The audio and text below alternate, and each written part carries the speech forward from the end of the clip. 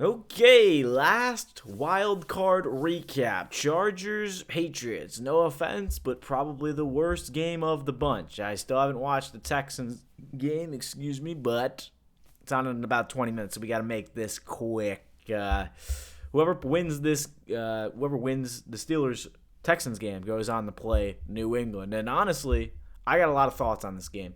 It's kind of crazy to me that New England only won 16-3. Now, the Chargers defense, I'm not going to say it's bad, but it's not the Texans, and it's not the Broncos, and it's not the Seahawks. So my fear is New England, if you look at their schedule, technically they have not played anyone all season. They've played, a bunch of middle of the pack teams.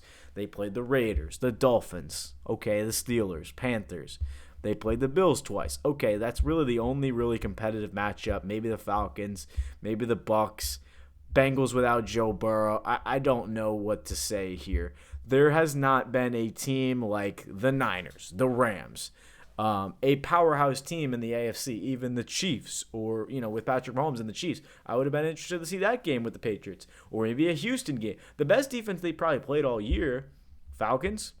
I'm not going to say it was the Bills. Giants, I mean, they beat up the Giants. Giants defense isn't even that good. But realistically, if you're looking at the schedule for the Patriots, what teams are you impressed that they beat? Okay, maybe the Bills, but that's about where it ends. So my point is, I still think the Patriots are legit. That's not my point that they haven't played anyone. But my point here is, if Drake May struggled, and I think struggled is a bad way to say it, because 16 points is misleading considering Drake May fumbled in the red zone or near the red zone around the 30-yard line, and then they had that tipped interception on one of their first, I believe it was the second drive of the game. But if they're going to struggle against the Chargers defense, running the football, 53 yards for Stevenson, okay, they really didn't get much going until late in the second half when Booty had that long 42-yard catch, where Stevenson had that 48-yard catch off that busted coverage, that 28-yard touchdown to Hunter Henry. So if you take those away, it's like, can the Patriots beat a team like the Broncos or the Texans? I don't know. Now, if the Texans lose to the Steelers tonight, the Steelers might be their toughest test, because I have a really big fear that the Bills are going to beat the Broncos, and the Steelers are going to beat the Texans, and the Patriots are going to sneak by against the Steelers, because the Patriots defense is really good with Mike Vrabel. They stop the run. The only thing they haven't really done great is the pass, and they shut down Justin Herbert because their offensive line just kind of collapsed. And to talk about the Chargers for a second, I don't think this loss is on Justin Herbert, but at the same time, I would blame him slightly for this game. Justin Herbert, 19 of 31, 159. He did not turn the ball over. But I think it was a lack of, I don't want to say play calling, but the point of the matter is they had no Omar in Hampton. He had a really bad ankle. He just couldn't play. He wanted to, you could tell. But when Justin Herbert leads your team in rushing and you're a run-first team, that's not good.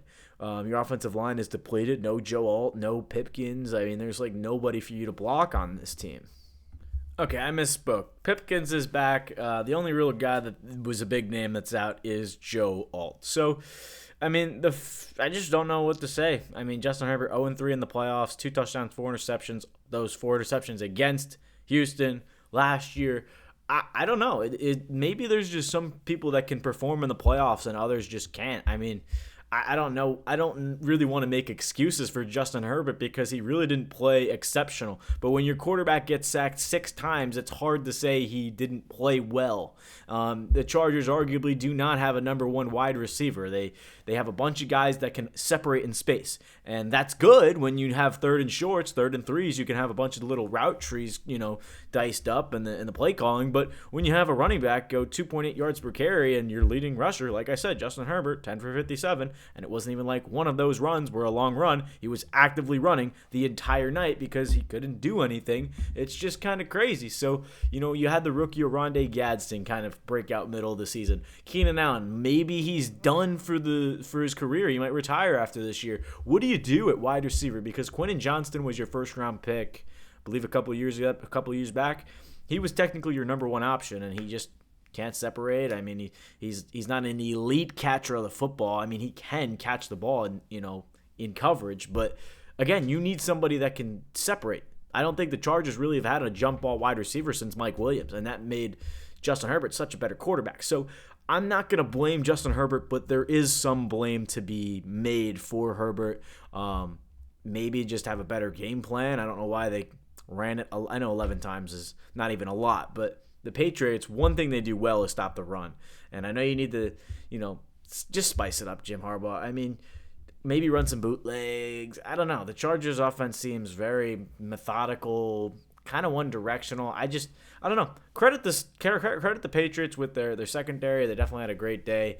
Chargers defense kept them in it. They just couldn't score. They couldn't get down the field. And, it looked like a Patriots line, somebody was in the backfield every 5 seconds. Marcus Jones had a sack. Milton Williams had 2 sacks. Anthony Jennings got in the backfield. So, again, this was a great game from the Patriots defense. I don't want to blame Justin Herbert, but I feel like I said, part of the blame is there. Now, as for this game, I will say I don't really know what to think about it. Texans, I don't even want to assume who's going to win this game because I have no idea who wins this Texans game, but I have a really big fear that the Texans offense just isn't going to show up. Their defense will probably do something well. It'll probably come down in the last game. I don't even want to see the left side of the screen with the Steelers or the Texans because I still got to watch the game. But the Patriots, if they play the Texans, I'm going to be scared for them defensively. Even the Steelers' defense is pretty solid overall, and it would be at Foxborough regardless. So that's interesting as well. But yeah, I think both defenses match up pretty well. My fear, like I said earlier in the video, was Patriots are going to get Pittsburgh, and they're just going to beat them because New England's the better offense. Steelers, maybe they had the better defense, but I could easily see New England going on a run, and then they play Buffalo, who's not necessarily the most sound team. Realistically, the AFC is wide open. That's kind of what my point is here. You could have the Steelers win. They could go on a run and shock the Patriots. They could also shock the Bills or the Broncos. And same thing vice versa. The Texans can go on a run. The Bills can go on a run to the Super Bowl. The Broncos can easily beat the Bills and the Steelers and the Patriots. So it's like there's so many things that can happen in the AFC, and it's just a bunch of up-in-the-air interpretation. Put it as you want. But to me, the Patriots were not impressive. They played good, but they were not impressive enough for me to be like, oh, man, that Patriots team, they're Super Bowl contenders. Because honestly, I'll be honest, Texans, Steelers, Patriots, Bills, Broncos, none of those teams in common sense are better than any of the NFC teams in the Eagles, Rams, Seahawks. Or Eagles. I said the Eagles. Niners, Rams, Seahawks. There we go. The NFC is overpowering the AFC. And I think this could be a Super Bowl, whether it's Patriots, Rams, Steelers, whoever comes out of the AFC alive. My prediction was Rams-Patriots, which was the only 2 games I picked correctly, might I add. I picked the Jags. I picked the Texans. I picked maybe we get the Texans right, hopefully.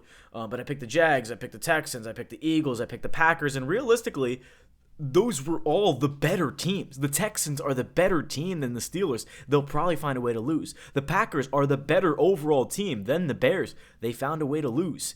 The Jags, overall, better team than the Bills, but just came up short because they had to drive the field one last time. Now, the one where... What am I missing here? Niners. Eagles were the better defense. I mean, they were not the better offense, but the Niners had the better coaching staff. So, again, football this year has just been so crazy that the AFC is, again, wide open. I don't trust the Steelers to go on a run just because clearly they finally played a team for the first time ever, and that's it.